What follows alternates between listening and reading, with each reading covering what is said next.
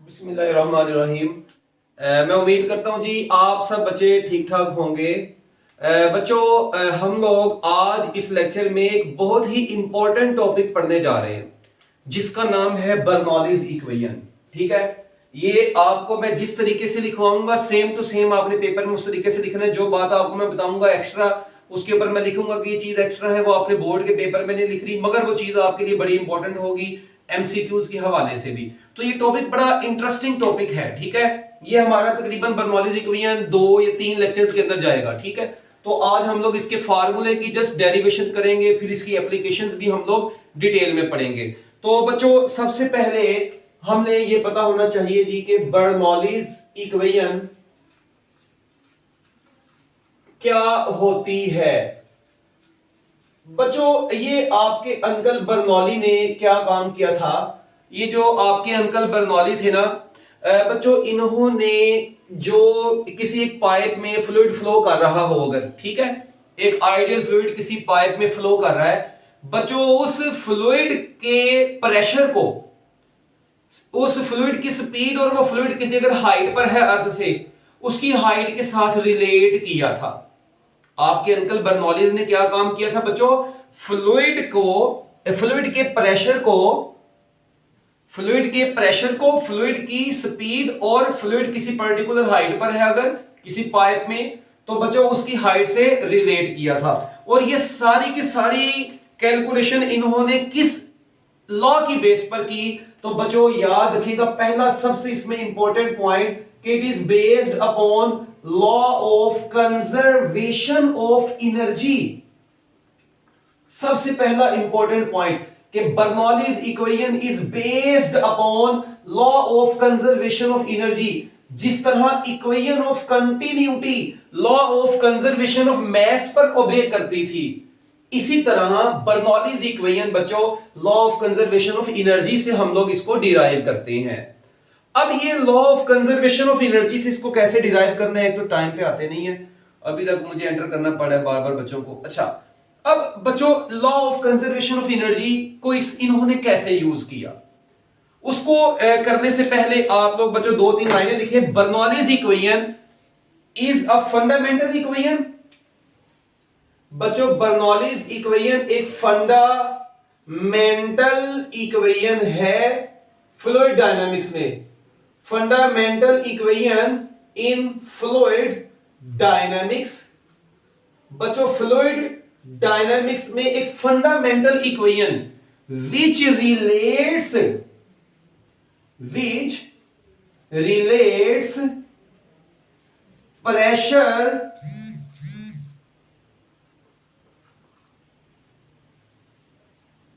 to the speed and height। जो कि बच्चों फ्लूइड के प्रेशर को किससे रिलेट करेगी, स्पीड से और हाइट से। क्या मतलब है इस चीज का बच्चों, हम लोगों ने भी पूरा का पूरा इसको डिराइव करना है, आप लोगों को फिर ऑटोमेटिकली इसका मतलब समझ में आ जाएगा। ये इसकी स्टेटमेंट नहीं है, ये जस्ट मैं बता रहा हूं कि मतलब ये बर्नौली अंकल ने जो इक्वेशन बनाई थी वो इक्वेशन क्या शो करती थी। ठीक है, अब इसकी स्टेटमेंट क्या है वो भी मैं लिखवाता हूं, इसको जल्दी साथ साथ मेरे नोट करना है। ठीक है, और जिस तरीके से लिखवाऊंगा ऐसे ही आपने पेपर में लिखना है। सबसे पहले it is based upon law of conservation of energy, उसके बाद लिखना है ऐसी फंडामेंटल इक्वेशन है फ्लूइड डायनामिक्स में जो कि प्रेशर को स्पीड और हाइट के साथ क्या करवाती है, रिलेट करवाती है। ठीक है बच्चों, लिख रही है यहां तक, साथ साथ हैंड रेज करते जाना है। अब इसकी बच्चों स्टेटमेंट क्या थी, ठीक है, ये बर्नौलीज इक्वेशन की स्टेटमेंट क्या है। हम लोग सबसे पहले अब इसकी स्टेटमेंट की तरफ चलते हैं। Statement of Bernoulli's equation. बच्चों, आपके इस बर्नौलीज इक्वेशन की स्टेटमेंट बड़ी छोटी सी है। फॉर एन आइडियल फ्लूइड, इसकी डेफिनेशन लिखें जल्दी। For an ideal fluid, for an ideal fluid flowing through a pipe, for an ideal fluid flowing through a pipe, sum of its pressure, sum of its pressure, kinetic energy per unit volume, kinetic energy per unit volume and potential energy per unit volume, sum of pressure, kinetic energy per unit volume and potential energy per unit volume is equal to constant, is equal to constant. बच्चों ये Bernoulli's equation की statement है कि कोई भी ideal fluid अगर किसी बच्चों पाइप में फ्लो कर रहा है तो उस फ्लूइड के प्रेशर, उसकी kinetic energy per unit volume और उसकी potential energy per unit volume का जो सम होता है वो कांस्टेंट के बराबर होता है। मैथमेटिकली इसको कैसे लिखते हैं, अगर आपको याद हो कल में जब आपको इक्वेशन ऑफ कंटिन्यूटी बताई थी तो उसका भी पहले मैंने आपको स्टेटमेंट लिखवाई थी, ठीक है। तो बस उस स्टेटमेंट के बाद आप लोगों ने उसकी थोड़ी सी फार्मूले की एक्सप्लेनेशन देखी थी, फिर हमने इसको डिराइव किया था। सेम इसी तरह अब ये पहले मैंने स्टेटमेंट लिखवा दी है, अब आप बच्चों इसको लिखें मैथमेटिकली, मैथमेटिकली बच्चों मैथमेटिकली ये क्या बनेगी, क्या लाइन लिखी हमने, sum of pressure plus kinetic energy per unit volume plus potential energy per unit volume is equal to constant. ये बच्चों मैंने इक्वेशन लिखी, sum for an ideal fluid flowing through a pipe, sum of its pressure, kinetic energy per unit volume, potential energy per unit volume is equal to constant, ठीक है। अब ये equation तो है, ठीक है। अब मगर आपकी किताब में ऐसे नहीं लिखी हुई, अब आपकी किताब में कैसे लिखा है देखें, आपको पता है बच्चों काइनेटिक एनर्जी का फार्मूला होता है 1/2 mv², नीचे वाला वॉल्यूम अपनी जगह पर, एक वॉल्यूम को मैं कैपिटल V लिख रहा हूं, प्लस पोटेंशियल एनर्जी का फार्मूला होता है बच्चों mgh और नीचे आ गया वॉल्यूम। अच्छा, अब यहां पर एक चीज पे गौर करें, आप लोगों को नजर आ रहा होगा कि इन दोनों इक्वेशन में ना यहां पर कहीं पर मैस और वॉल्यूम आ रहा है ये, और आपको पता है मैस पर यूनिट वॉल्यूम को डेंसिटी बोलते हैं बच्चों, मैस पर यूनिट वॉल्यूम को क्या बोलते हैं, डेंसिटी बोलते हैं। अच्छा ये तो कांस्टेंट है। अब मैस पर यूनिट वॉल्यूम की जगह पर बच्चों जब मैं डेंसिटी लिख दूंगा तो ये वाला फार्मूला बन जाएगा 1/2 ρv² plus ρgh is equal to, और साथ में आ गया बच्चों कांस्टेंट, ये फार्मूला आ गया, pressure plus 1/2 ρv² plus ρgh is equal to constant, and this equation is known as Bernoulli's equation. आपकी बुक में ये दो स्टेप नहीं लिखे होंगे, आप लोगों की किताब में ये लिखा है, तो आप लोग डेफिनेशन के बाद डायरेक्ट इसकी मैथमेटिकल फॉर्म ये भी लिख सकते हैं। ये तो मैंने थोड़ा सा मैंने आपको प्रूफ करके दे दिया कि जो मैंने बच्चों बोला उसी को मैंने मैथमेटिकली भी लिख दिया इस तरह, तो उसको प्रूफ कर दिया हमने ऐसे। मगर ये प्रूफ नहीं है इसका, ये ना हो पता लगे सर ने तो बड़ा आसान प्रूफ बता दिया है, ओ भाई ये प्रूफ नहीं है इसका, प्रूफ तो भी पार्टी शुरू हुई है, अभी तो ये 6 मरतबा इरेज होना है व्हाइट बोर्ड, तो इसको बच्चों जल्दी जल्दी नोट करें। फिर यहां पर ना एक बड़ी अच्छी टर्म है जो मैं आप लोगों को बताता हूं, बहुत जबरदस्त चीज। ये आपको पता है अगर पेपर में आ जाए, एमसीक्यू आ जाए, ये साइड पर एमसीक्यू करके लिख लें, ये ना बोर्ड के पेपर में लॉन्ग क्वेश्चन लिख रहे हुए हैं, वहां पे हेडिंग बनाई हुई है एमसीक्यूज की भी, पता लगे 3-4 एमसीक्यू खुद ही बना के माशाल्लाह नंबर लेके आए हुए हैं, हम तो एमसीक्यू बना के हैं, बड़ा अच्छा काम किया। देखें बच्चों, यूनिट ऑफ आपने बताना है यूनिट ऑफ 1/2 ρv², हाँ जी यूनिट ऑफ 1/2 ρv²। फिर मैं आपसे कहता हूं जी यूनिट ऑफ ρgh, ये बर्नौलीज इक्वेशन में देखें ये सारे फैक्टर्स हैं, 1/2 ρv² है, ρgh है, और मजे की बात कांस्टेंट ऑफ बर्नौलीज इक्वेशन, ये जिस तरह इक्वेशन ऑफ कंटिन्यूटी का कांस्टेंट पढ़ा था ना, इसी तरह कांस्टेंट ऑफ बर्नौलीज इक्वेशन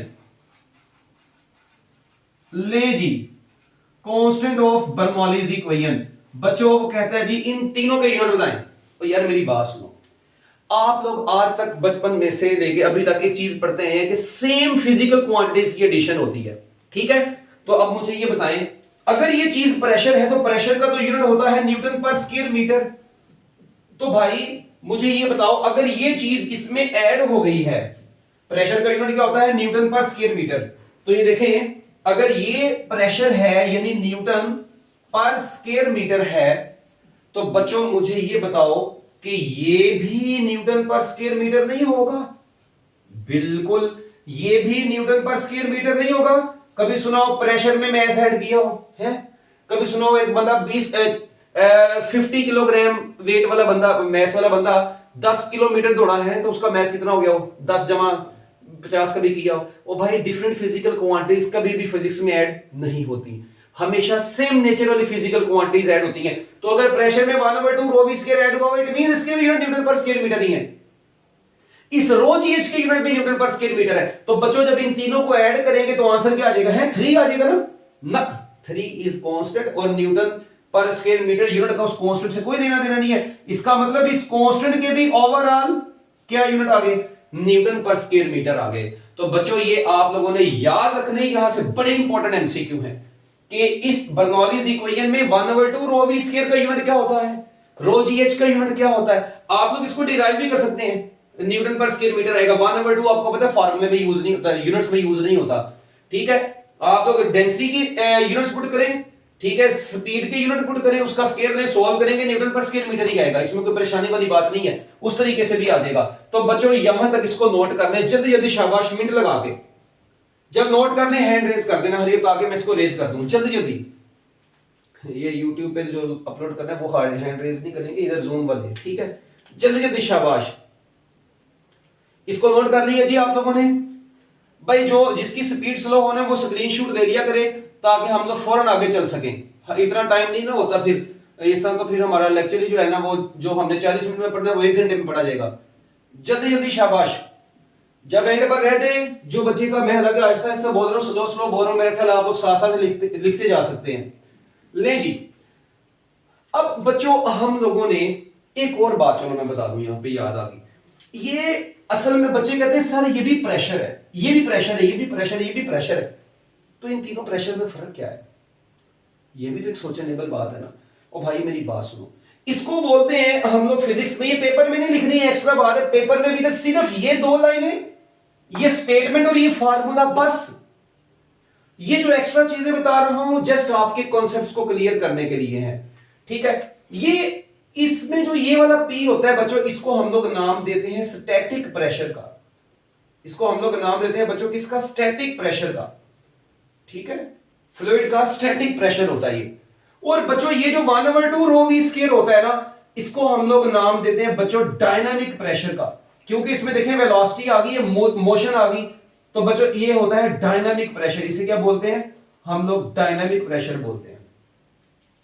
और बच्चों ये जो रो जीएच होता है, ये जो रो जीएच होता है, ये भी एडमिट करना पड़ा यार बच्चों को, हद है यार, टाइम पे नहीं आते बच्चों। ये जो रो जीएच, इसको बोलते हैं प्रेशर विद डेप्थ।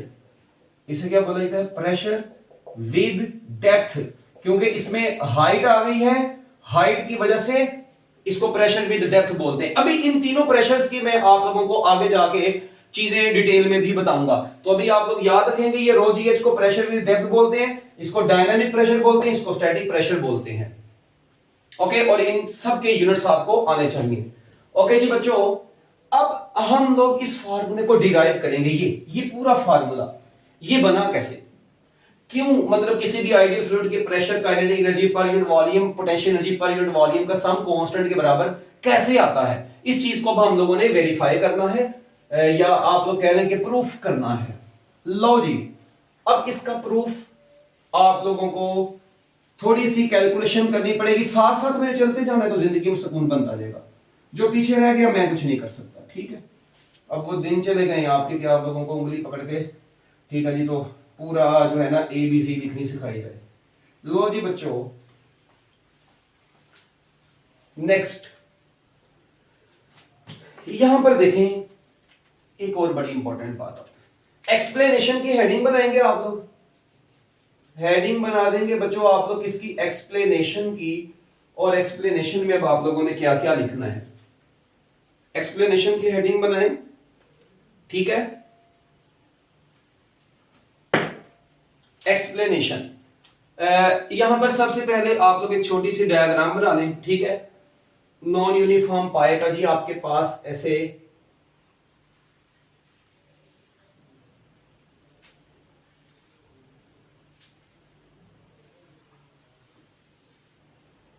ये बच्चों एक पाइप है जी आपके पास, इस पाइप में आइडियल फ्लूइड फ्लो कर रहा है बच्चों, ऐसे, ठीक है जी। ये पाइप है, बड़ा एक ब्यूटीफुल सा पाइप, ठीक है। इसमें बच्चों आइडियल फ्लूइड फ्लो कर रहा है, ऐसे ऐसे। ये आप लोगों ने इस फ्लूइड के pressure, kinetic energy per unit volume और potential energy per unit volume, इन सारी चीजों को सम को क्या निकालना है जी, इज इक्वल टू कांस्टेंट। ये प्रूफ करना है आप लोगों ने, ठीक है। अब इसके लिए आप लोगों को आपका दिमाग हाजिर चाहिए। देखें जी, इसी तरह जिस तरह हमने कल पढ़ा था, ये अर्थ से, ठीक है जी, जमीन से किसी पर्टिकुलर हाइट के ऊपर है, ठीक है। ये जमीन से बच्चों किसी पर्टिकुलर हाइट के ऊपर है, और इसकी जो अपर एंड है बच्चों, उसकी जो हाइट है वो h1 है, लोअर एंड की h2 है, वो भी देख लेते हैं। दैट इज अपर एंड बच्चों, ये कौन सा एंड है, अपर एंड, और ये कौन सा एंड है बच्चों, लोअर एंड, ठीक है जी। एक अपर एंड हो गया, एक लोअर एंड हो गया। अब यहां पर नेक्स्ट चीज, ये सपोज करते हैं किसी पर्टिकुलर टाइम टी में, ठीक है जी, फ्लूइड ने इधर इतना सा डिस्प्लेसमेंट कवर किया। हमने किसी पर्टिकुलर पोर्शन को डिस्कस किया फ्लूइड के, ओवरऑल क्वांटिटी नहीं ली, बल्कि कोई some quantity of the fluid हमने बच्चों कंसीडर कर ली, इतने से एरिया में ओवरऑल, ठीक है जी, फ्लूइड की कुछ क्वांटिटी ली। और यही फ्लूइड को जब उतने टाइम में इधर डिस्कस करेंगे तो ऑब्वियस ही बात है, यहां पर इसका कुछ माहौल इस तरह का बनेगा, ऐसे ऐसे ऐसे ऐसे, और ये ऐसे, ये लो जी, ये। अब बच्चों देखें, यही एरिया इधर इतना कवर हुआ, इधर इतना, क्योंकि एक वाइड रीजन है, एक कौन सा रीजन है, नैरो रीजन है, ये तो आप लोगों को पता है सबको। अच्छा, ये बातें कल भी हुई थी। अच्छा, अब फ्लूइड की अपर एंड पर ये जो एरिया ऑफ क्रॉस सेक्शन है, इसको A1 का नाम दे दें, इसका जो एरिया है इसको बच्चों A2 का नाम दे दें, ठीक है, ओके। और इसकी जो हाइट है, हम यूजुअली पाइप के सेंटर से मेजर करते हैं, ठीक है। ये जो हाइट है बच्चों इसकी, यहां पर ऐसे, इस हाइट को बच्चों अपर एंड की है, इसको नाम दे दें H1 का। और इधर से जब हम लोग इसकी हाइट देखेंगे बच्चों, तो यहां से इसकी हाइट कितनी बन रही है, H2 बन रही है ऑलमोस्ट, ठीक है। और फ्लूइड इधर से बच्चों जब मूव करेगा, यहां पर जिस अपर एंड पर जो उसकी स्पीड है वो V1 है, और लोअर एंड पर जो उसकी स्पीड है बच्चों वो क्या है, V2 है। अपर एंड पर उसकी स्पीड V1 है, लोअर एंड पर उसकी स्पीड V2 है, ओके। अब वाटर यहां से ऐसे एंटर हो रहा है, तो बच्चों यहां पर जो एटमॉस्फेरिक प्रेशर बाहर से लग रहा है फ्लूइड के ऊपर वो P1 है। इधर से जो एटमॉस्फेरिक पाइप तो ओपन है, इधर से जो प्रेशर लग रहा है बच्चों फ्लूइड को बाहर से, वो क्या है, P2 है। अच्छा, यहां तक बच्चों ओके है। और इधर का जो डिस्प्लेसमेंट है अपर एंड का, इस डिस्प्लेसमेंट को बच्चों हम लोग किसका नाम दे देते हैं, डेल्टा x1 का। और ये जो डिस्प्लेसमेंट है बच्चों, इसको हम लोग नाम दे देते हैं डेल्टा x2 का। अपर एंड का डिस्प्लेसमेंट, लोअर एंड का डिस्प्लेसमेंट। जी डायग्राम मेरा इक्वेशन ऑफ कंटिन्यूटी की तरह ही है, बस उसमें पाइप का मुंह इस तरह ऊपर था, अभी ये थोड़ा सा नीचे हो गया, इसमें कोई परेशानी वाली बात नहीं है। ओके, हैंड रेज कर दें ताकि मुझे आइडिया हो। जल्दी जल्दी बच्चों जरा मिनट लगा के डायग्राम, वेरी इजी डायग्राम। लो जी, गुड। अब बच्चों नेक्स्ट, अब कहानी लिखें थोड़ी सी। अब आप लोगों ने कहानी बच्चों ये लिखनी है कि consider N ideal fluid, consider N ideal fluid, consider an ideal fluid, consider an ideal fluid is flowing through the pipe as shown in the figure above।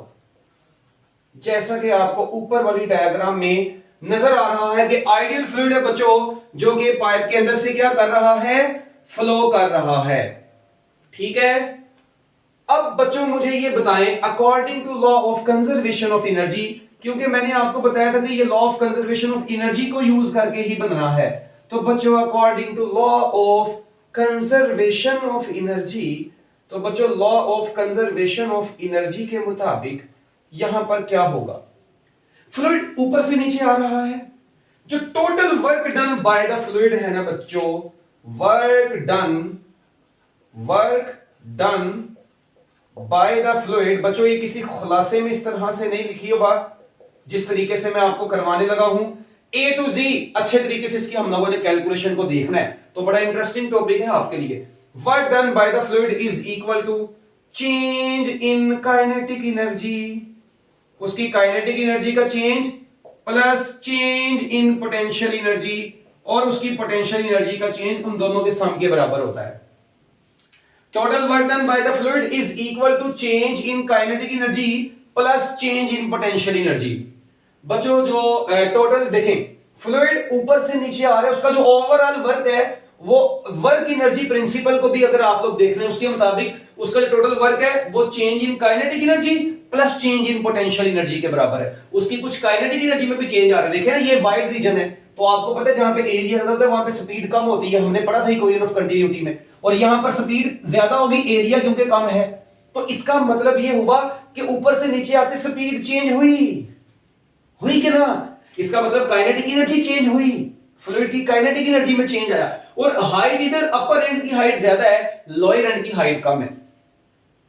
तो यहां से एक और चीज सामने आई, क्या चीज सामने आई कि बच्चों यहां पे H1, इसका मतलब हाइट भी इंक्लूड होगी, इसका मतलब टोटल वर्क डन फ्लूइड का हो रहा है उसमें चेंज इन काइनेटिक एनर्जी और चेंज इन पोटेंशियल एनर्जी आ रहा है। तो बच्चों यहां तक मैंने ये क्लियर लिखी। अब मजे की बात बताऊं, ये जो work done by the fluid है, ये जो टोटल वर्क डन यानी W is equal to delta K E plus delta PE आया, बच्चों इसमें अगर आप लोग थोड़ा सा गौर करें, ज्यादा गौर नहीं करना, ये जो वर्क डन है ना ये कौन सा है, ये टोटल वर्क डन है जो अपर एंड पर भी हो रहा है लोअर एंड पर भी हो रहा है, अपर टू लोअर एंड का वर्क है। तो बच्चों मैं इसी W की जगह पर क्या लिखूंगा, work done at the upper end, ये और plus work done at the lower end is equal to right hand side अपनी जगह पर delta K E plus delta PE. ये अब आप लोग देखें, आपको याद है अभी हमने जब पढ़ा था बर्नौलीज इक्वेशन की मैंने स्टेटमेंट लिखवाई, उसमें पोटेंशियल एनर्जी की बात हुई थी ना, तो इसका मतलब वो law of conservation of energy से आ रहा है, उधर डायनामिक की बात हुई थी, वेलोसिटी की बात हुई थी, इसका मतलब वो काइनेटिक एनर्जी की वजह से आ रहा है, हाइट पोटेंशियल की वजह से आ रही थी। तो इसका मतलब ये कुछ इसी चीज को एनर्जी को बेस बना के हम लोग इसको डिराइव कर सकते हैं, फिर इसी law of conservation of energy के मुताबिक मैंने ये इक्वेशन लिखी। अब ये जो वर्क डन है, ये मैंने बोला ये दो वर्क, अपर एंड का भी वर्क लोअर एंड का भी वर्क, हम लोग इस अपर एंड के वर्क को W1 का नाम दे देते हैं यार, लोअर एंड के वर्क को W2 का नाम दे देते हैं, is equal to delta K E plus delta PE अपनी जगह पर। इस पूरी इक्वेशन को मेरे कहने पर इक्वेशन नंबर ए का नाम दे दें बस। ये देखो अब जरा हुआ यहां पर क्या, आप लोगों ने पता है काम करना है, आप लोग पहले अपर एंड का वर्क निकालो, लोअर एंड का वर्क निकालो, चेंज इन काइनेटिक एनर्जी निकालो, चेंज इन पोटेंशियल एनर्जी निकालो, इन सब की वैल्यूज ये चारों बारी बारी निकालने पड़े। अब चार चीजें बारी बारी निकालनी है, ये चारों चीजें लाके इधर पुट कर दो इक्वेशन नंबर ए में, तो आपके पास देखना वो बर्नौलीज इक्वेशन बन जाएगी। तो बच्चों इसको नोट करें, हरी अब जल्दी जल्दी नोट करें, ओनली 20 सेकेंड्स से भी लेस हो सकते हैं, जल्दी जल्दी शाबाश। अब आपने W1, W2, डेल्टा के ई, डेल्टा पीई ये कैलकुलेट करने और यहां पर लाके पुट कर देने हैं बस, फिर आपकी इक्वेशन बन जाएगी। हैंड रेज कर दें जल्दी जल्दी अगर नोट हो गया है, वेरी इजी, जल्दी जल्दी बच्चों जल्दी जल्दी मिनट लगाएं। गुड, नाइस, ले जी। अब अगली बात यहां पर क्या है, अब हम लोगों ने बारी बारी W1 निकालना है, W2, डेल्टा के डेल्टा पी। चलो पहले काम करते हैं यार, छोटा सा काम करते हैं, क्या W1 निकालते हैं कि नहीं, पहले डेल्टा के निकाल लें हैं, डेल्टा के ई निकाल लेते हैं, डेल्टा पी ई, वो तो आधे मिनट की गेम है, उसके बाद हम लोग उसको निकाल देंगे, ठीक है। तो लो जी बच्चों, सबसे पहले हम लोग क्या निकालें फिर, लो जी ये देखें, सबसे पहले हम लोग निकालते हैं डेल्टा के ई, राइट साइड में से, वो आसान है ना इसलिए, टू फाइंड डेल्टा के ई। ये नहीं, सबसे पहले काइनेटिक एनर्जी का चेंज निकालना है बच्चों। चेंज इन काइनेटिक एनर्जी आपको पता है यार, चेंज इन काइनेटिक एनर्जी बराबर होगी final kinetic energy minus initial kinetic energy, final minus initial. मुझे बताओ फ्लूइड नीचे को आ रहा है, ये फाइनल कंसीडर होगा, ये इनिशियल, तो फाइनली फ्लूइड की स्पीड का फार्मूला क्या होगा, 1/2 mv2 का स्क्वायर, और इनिशियल वाली 1/2 mv1 का स्क्वायर। क्या ख्याल है? तो डेल्टा के ई आ गया। लो जी पीएचडी लेवल का स्टेप, बस आपके पास बच्चों ये चेंज इन काइनेटिक एनर्जी आ गई है, पीएचडी लेवल का स्टेप किया है, ये पुट करेंगे उधर, ठीक है। उसके बाद बच्चों आपने दूसरा स्टेप क्या करना था, दूसरा स्टेप था जी बच्चों आपका टू फाइंड, ये मार्कर इस तरह का पता नहीं लिखाई किस तरह की आती है यार, यहाँ पे डेल्टा पे लिखाई की तरफ से माजरत है। ये देखो मेन चीज है आपका कॉन्सेप्ट, बस delta P E is equal to final potential energy minus initial potential energy.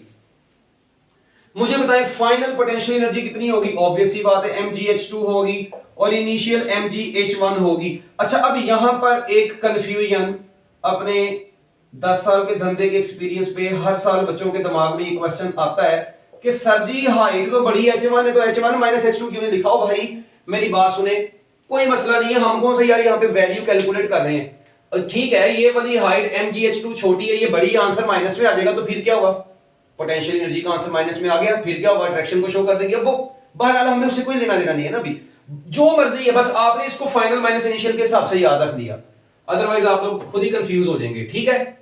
अब ये बच्चों आप लोगों के पास डेल्टा पीई, दो चीजें आ गई, चार चीजें मालूम करनी थी, चार चीजें मालूम करना था, दो आ गया, दो रह गया, चार हो जाएगा। चलो अब ये दो बाकी कैसे मालूम करना है, W1 work done at the upper and, तीसरा पॉइंट टू फाइंड W1 बच्चों W1 मालूम करने के लिए आप लोगों ने सबसे पहले कुछ चीजें सपोज करनी है बच्चों। क्या आप लोगों ने चीजें सपोज करनी है, कुछ चीजें सपोज करनी है, ठीक है जी। Work done at the upper end calculate करना है, लेट वही वाला सारा काम है कल वाला, let A1 is area of cross section, area of cross section of the upper end, area of cross section of the upper end, V1 is velocity of the fluid at upper end, velocity of the fluid, ठीक है जी। और W1 के साथ लिख देना यार अपर and, तो ये ऑब्वियस ही बात है, V1 है velocity of the fluid, ठीक है जी, एट अपर एंड। उसके बाद बच्चों ρ1 यहां पर क्या होगा, वही ρ1 होगा डेंसिटी ऑफ द फ्लूइड, जल्दी जल्दी लिखते जाना जरा, ρ1 डेंसिटी ऑफ द फ्लूइड होगा। अच्छा उसके बाद बच्चों अपना क्या नाम है, डेल्टा x1 क्या होगा, distance covered in time delta T, delta T time में जो डिस्टेंस कवर होगा, ये डेल्टा x1 वो वाला डिस्टेंस होगा, डेल्टा टी टाइम में जो फ्लूइड ने डिस्टेंस कवर करना है, ठीक है, ये वो टाइम होगा, ठीक है। उसके बाद बच्चों आपके पास है जी फ्लूइड का वॉल्यूम, ठीक है जी, वो तो भी हमने कांस्टेंट रखना है। इसके अलावा बच्चों डेल डिस्प्लेसमेंट हो गया, force exerted on the fluid, force exerted on the fluid, F1 होगी force exerted on the fluid at the upper and, upper and पर जो फ्लूइड के ऊपर फोर्स एक्सर्ट हो रही होगी, ओवरऑल जो फोर्स उसके ऊपर लग रही होगी, ये F1 वो वाली फोर्स होगी, ठीक है।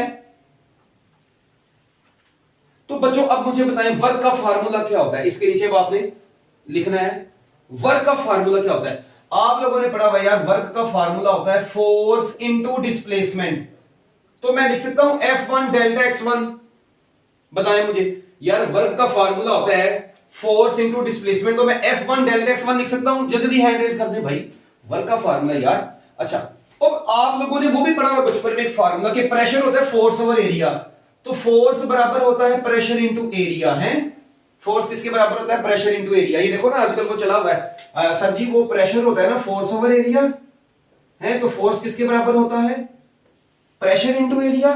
आगे से फोर्स किसके बराबर होता है? एमए के बराबर होता है। ये पीए आ गया, दोनों साइडों पर स्केयर ले लो। जब दोनों साइडों पर आप लोग क्या ले लोगे? स्केयर ले लोगे हैं। तो ये एमए इज इक्वल टू पीए है, मामा इज इक्वल टू पापा। प्रूफ हो गया यहां से है। ये खुश हो जाते हैं साथ ही जब इस तरह की कोई बातें आती है बेशरम लोग। और इधर देखो उधर पेपर में ना लिखाना, ठीक है। अब F इज इक्वल टू पीए होता है बच्चों। F किसके बराबर होता है? पीए। तो मैं इधर लिख सकता हूं P1 A1 और साथ में आ गया डेल्टा x1।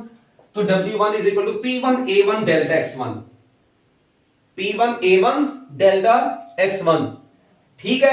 अब एक चीज और यहां पर देखें आप लोग बच्चों, ये P1 है, ये A1 है। किसी बच्चे ने पूछा रोज क्लास यहीं पे होनी? भाई मैं तुम्हें व्हाट्सएप के ग्रुप पे मैसेज किया था, आपने देखा नहीं है। अब बच्चों देखें, ये देखें डिस्प्लेसमेंट किसके बराबर होता है यार? आपको पता है ये डेल्टा x1 जो है ये बराबर होगा v1 डेल्टा t के। कल बताया था s is equal to vt से आया, s is equal to vt से आया, v1 delta t delta x1 is equal to v1 delta t। तो जब यहां पर पुट करेंगे तो बच्चों आपका w1 फाइनली जो बनेगा, अब मैं किधर लिखूं? चलो इधर लिख देता हूं। आपका जो w1 फाइनली बनेगा, फिर मैं रेज करता हूं, p1 a1 v1 delta t। ये याद रखना, ये सारी v स्पीड है, a एरिया है, p प्रेशर है, डेल्टा t वो टाइम है जिस टाइम में फ्लूइड को हम लोग स्टडी कर रहे हैं। इसको नोट कर लिए, जल्दी हैंड रेज कर दें, जल्दी जल्दी, शाबाश। इसी तरह अब आप लोगों ने W2 कैलकुलेट करना है बच्चों, जल्दी जल्दी जल्दी जल्दी, शाबाश। इतना टाइम नहीं है यार, जल्दी करो जल्दी। नाइस, गुड, आप लोग तो अच्छे बच्चे बन गए। लो जी बच्चों, अब आप लोगों ने क्या मालूम करना है?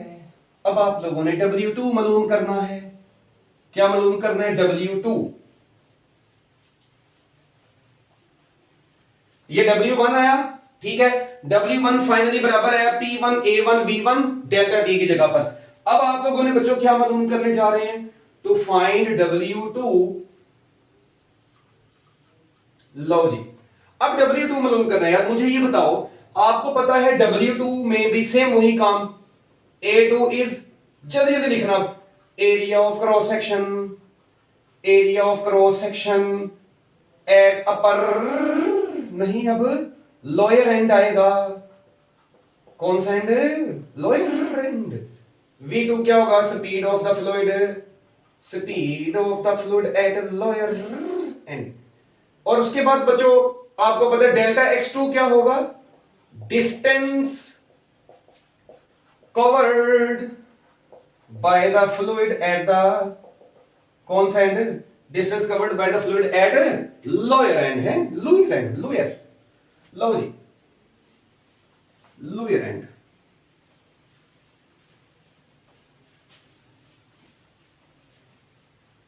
उसके बाद बच्चों ये भी हो गया। फिर फोर्स F2 आएगी, force exerted by the fluid।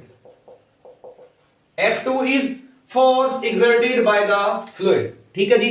जो F2 है बच्चों ये force exerted by the fluid हो गई, ठीक हो गया। उसके बाद बच्चों अब यहां पर नेक्स्ट चीज जो बड़ी ही important, density of the fluid, ठीक है। वो आपको पता है, वो ρ2 कंसीडर होगी, ठीक है। ρ2 is density of the fluid, density of the fluid, ये आ गया बच्चों आपके पास ρ2। अब मेरी बात सुनो, here work done will be equal to, बच्चों यहां पर जो वर्क डन होगा वो किसके बराबर होगा? वर्क डन बराबर होगा, मैं लिखूंगा -F2 डेल्टा x2। मैसेज में बताओ कोई बच्चा मुझे कि मैंने इसके साथ माइनस क्यों लगाया?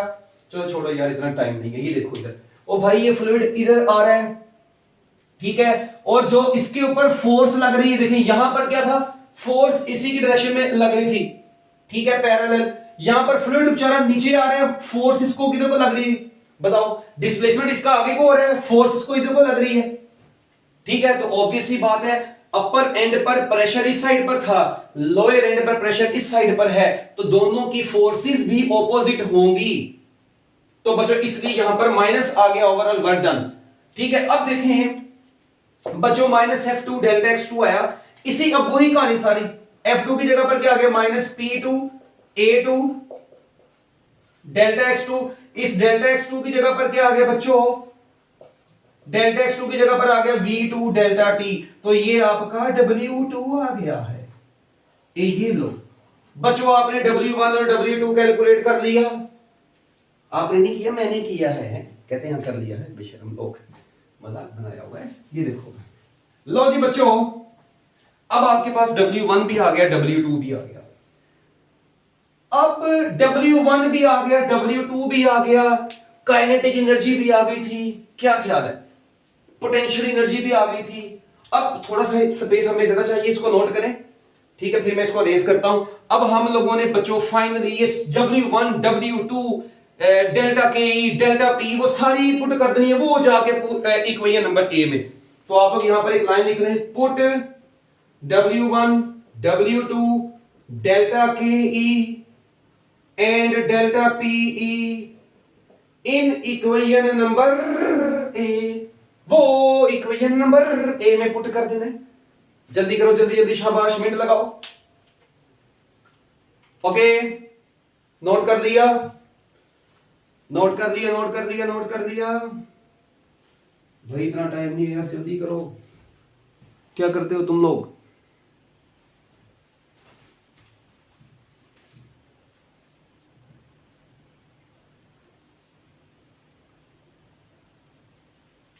हाँ जी, टाइम सेम ही रहेगा, मैंने आपको कल भी बताया था इक्वेशन ऑफ कंटिन्यूटी में, जितने टाइम के लिए फ्लूइड को आप लोग लोअर एंड पर ऑब्जर्व कर रहे हैं उतने ही टाइम में अपर एंड पर, इसलिए डेल्टा टी सेम रहेगा। इक्वेशन ऑफ कंटिन्यूटी की बात है यार ये तो। चलो अब मेरी बात सुनो बच्चों, यहां पर अब क्या होगा, जब आप लोग पुट करेंगे W1 की जगह पर, ओए ना ना ना ना ना ना, चलो कर लो, कर लो, W1 की जगह पर पुट करो P1, ठीक है, F की जगह पर P1 A1 डेल्टा X1 और साथ में आ गया था डेल्टा T, यही था। Okay, minus P2 A2 delta X2 और साथ में आ गया था delta T is equal to, अभी delta KE plus delta PE को ना छेड़ो, गुना होगा इसको भी छेड़ने से, अभी वैल्यू ना पुट करो। अभी इसको थोड़ा सा हम लोग मजीद सिंप्लीफाई कर सकते हैं। अभी देखें जरा, अब बच्चों यहां पर आप लोग थोड़ा सा गौर करें, ये P1 A1 delta X1 delta T minus P2 A2, यार मुझे एक बात बताओ, आप लोगों को याद है, आप लोगों ने बचपन में ना एक चीज पढ़ी हुई है, वो कल वाला है, एक दिन पहले की बचपन की बात, कि area into speed is equal to volume over time. ये कहां पर पढ़ा हुआ है, area into speed is equal to volume over time, यार ये पढ़ा नहीं इक्वेशन ऑफ कंटिन्यूटी में। तो मेरी बात सुने, जब इसको आप लोग यहां पे पुट करेंगे, ये टाइम को इधर ले आओ, मैं लिख नहीं सकता ये टाइम अगर डेल्टा टी हो, मैं लिख सकता हूं area into V into delta T is equal to volume. Actually ये देखिए, ये टाइम को डेल्टा टी कंसीडर किया ना हमने, तो मैं ये क्या लिख रहा है भाई, तुम क्या मैसेज किया है, कहता एक्स क्यों लगाया है, ओ भाई, oh sorry sorry sorry, yes you are right, ये देखा ना, ये हुआ, फायदा हो गया।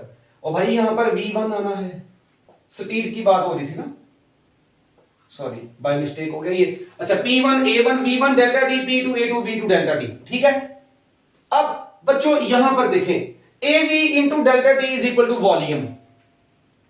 तो बच्चों इसका मतलब है कि मैं ये कह सकता हूं कि अगर AV इंटू डेल्टा T, सिर्फ देखें A और V, आपको पता है ये वॉल्यूम कांस्टेंट के बराबर होता है, तो यार मैं यहां पर फिर फाइनली ये भी कह सकता हूं कि A1 हो या V1 हो डेल्टा T, ठीक है, इधर A2 ले लो, V2 ले लो या delta T is equal to, ये रहेगा क्या, वॉल्यूम ही रहेगा, ये रहेगा कांस्टेंट। ये भाई इक्वेशन ऑफ कंटिन्यूटी है, ये मुझे पता है, यहां पे अक्सर लोगों को दोहरे पढ़ते हैं, दोहरे, ये दोहरा स्टेप इनको बोला जाता है।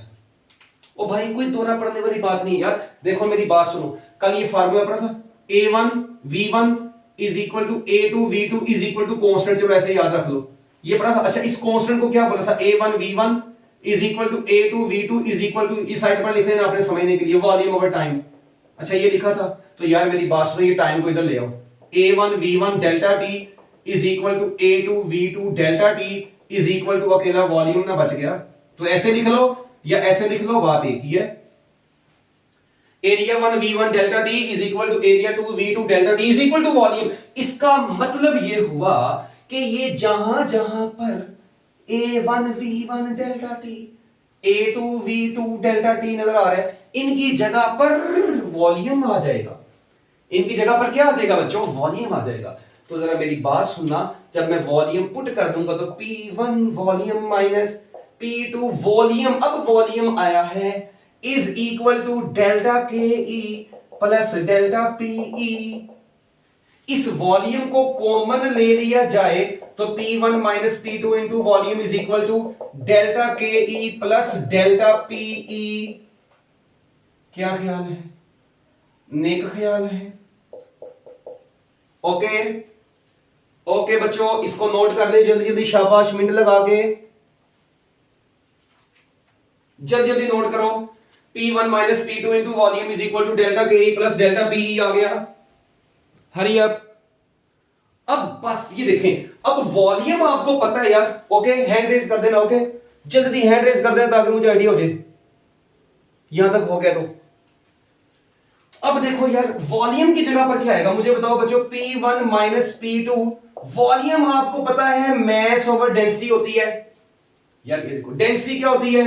डेंसिटी होती है मैस ओवर वॉल्यूम। तो वॉल्यूम किसके बराबर होगा? मैस ओवर डेंसिटी नहीं होगा। अच्छा अब देखो यार, ये डेल्टा के ई क्या पुट कर सकते हैं बच्चों? डेल्टा के ई को पुट कर दो यार, एक तो बार बार ऐड करना पड़ता है तुम लोगों को। डेल्टा के ई किसके बराबर होगा? वो अभी पीछे पड़ा था, 1/2m v2 का स्क्वायर माइनस 1/2m v1 का स्क्वायर, और डेल्टा पी पड़ा था mgh2 माइनस mgh1। क्या ख्याल? ये सेकेंड ईयर वालों, बस 2 मिनट, ठीक है? मुझे पता है कि आप लोगों का टाइम बड़ा कीमती है, मगर ये भी टाइम बड़ा कीमती चल रहा है। ये देखें, कोई बच्चा मैसेज ना करे फजूल में। ये बच्चों ये देखें, ये ऐसी है, ये डेल्टा के ई की वैल्यू पुट की, डेल्टा पी की वैल्यू पुट कर दी। अब देखो होगा क्या यार, इधर m सब में आ रहा है, इधर m सब में आ रहा है, तो क्यों ना मैं इस m को बेचारे को वैसे ही कॉमन ले लूं। बच्चों जब मैं इनको वैसे ही कॉमन ले लूंगा तो P1 minus P2 m over rho is equal to, हाँ जी क्या बचा? ये बचा, m को कॉमन ले लिया, अंदर बच गया 1/2 v2 का स्क्वायर माइनस 1/2 v1 का square plus gh2 minus gh1। ठीक है, मैं इधर लगाऊंगा बड़ी वाली ब्रैकेट, ये ऐसे मैंने इन सब में से m को कॉमन ले लिया। क्या ख्याल है बच्चों? इन सब में से m को कॉमन ले लिया। जब मैंने इधर से सब में से m को कॉमन ले लिया, ये m इस m से कट गया। सुना, ये m इस m से कटा, ये डेंसिटी नीचे है, ये डेंसिटी इधर जाके सबसे मल्टीप्लाई हो जाएगी। क्या ख्याल है? ये डेंसिटी नीचे है बच्चों, उधर जाके सबसे मल्टीप्लाई हो जाएगी। तो मुझे ये बताओ, जब ये जाके उधर सबसे मल्टीप्लाई होगी तो ये इसको नोट कर लिया? नोट करिए जल्दी जल्दी बताओ, जल्दी जल्दी जल्दी जल्दी। नोट है, नोट है, हैंड रेज करना मेरी फुफ्फी ने है, जल्दी करो, इधर टाइम नहीं है भाई।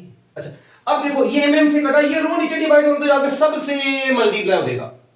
चले ये देखें जरा, जब ये उधर जाके सबसे मल्टीप्लाई हो जाएगा तो ये क्या बनेगा? ये देखो जरा बच्चों, ये उधर चला गया, P1 minus P2 is equal to rho, उधर जाके सबसे मल्टीप्लाई हो गया 1, इसलिए ये रो इधर रो रहा था, उधर जाके सबको चर्सी को रुला देगा है, इसने उधर जाके सबको रुला दिया। देखो ये रो उधर जाके सबको रुलाएगा, 1/2 रो v2 का स्क्वायर माइनस 1/2 रो v1 का स्क्वायर, फिर वो उधर जाके प्लस रो जी h2 माइनस रो जी h1। ये लो सबको रुलाया इसने। अब जो माइनस में है उनको एक तरफ कर लो और प्लस वाले एक तरफ कर लो, तो बार बार ऐड करना पड़ता है तुमको। जितने भी माइनस वाले हैं इधर ले आओ, ये माइनस वाला उधर ले जाओ, तो देखो P1 ये माइनस है, इधर आके प्लस हो जाएगा 1/2 रो v1 का स्क्वायर, ये माइनस इधर आके प्लस हो गया रो जी h1, इज इक्वल टू, ये माइनस में उधर चला गया, P2 प्लस 1/2 रो V2 का square plus row GH2. So that is your final equation, which is known as Bernoulli's equation. इस इक्वेशन को हम लोग बच्चों क्या बोलते हैं? बर्नौलीज इक्वेशन बोलते हैं. ये देखो, अब ये बर्नौलीज इक्वेशन ये आई. अब आपको पता है ये पूरी चीज, ये भी और ये दोनों एक दूसरे के इक्वल हैं, तो मैं जनरली यार ये भी तो कह सकता हूं कि ये 1 की फॉर्म में और 2 वाली एक दूसरे के इक्वल है, तो जनरली मैं ऐसे भी तो लिख सकता हूं P plus 1/2 rho V square plus rho GH is equal to constant. Second year वाले इस वक्त बेचारे फुल पंप होके बैठे होने, कोई बात नहीं. खैर, ये P plus 1/2 rho V square plus rho GH is equal to constant. बच्चों ये आपके पास जो इक्वेशन आई है, this equation is known as Bernoulli's equation. और याद करो यही तो शुरू में मैंने लिखी थी, क्या यही नहीं लिखी थी बच्चों? तो ये है आपका बोर्ड के पेपर का एक लॉन्ग क्वेश्चन. अब वो मैंने आपको बता दी, ये स्टैटिक प्रेशर है, ये डायनामिक प्रेशर है, ये प्रेशर विद डेप्थ है, ये कांस्टेंट के यूनिट क्या होते हैं, इन सब के यूनिट्स क्या होते हैं, इनकी डायमेंशन भी सबकी क्या होंगी, सेम होंगी.